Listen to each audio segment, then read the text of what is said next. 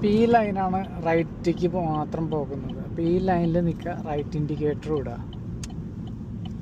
ഇനി നമ്മൾ റൈറ്റ് സൈഡിലുള്ള വണ്ടികൾക്ക് പ്രയോറിറ്റി കൊടുക്കുന്നു, കയറുന്നു. ഒറ്റ ലൈൻ മാത്രമാണ് ഉണ്ടായിരുന്നത്, അതുകൊണ്ട് നമ്മൾ ഇങ്ങനെ എടുക്കുന്നത്.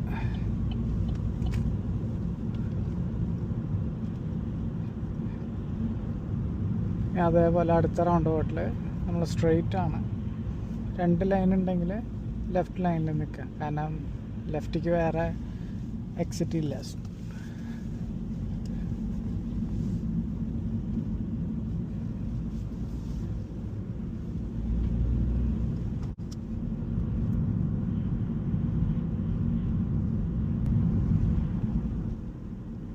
ഇവിടെ ലെഫ്റ്റ് ലൈൻ ലെഫ്റ്റിക്ക് മാത്രം, റൈറ്റ് ലൈന് ലെഫ്റ്റും അതുപോലെ തന്നെ നേരേക്കും നമുക്ക് പോകാൻ പറ്റും. റൈറ്റോ നേരെയോ, ലെഫ്റ്റ് ലൈൻ മാത്രമാണ് ലെഫ്റ്റിക്ക് പോകുന്നത്.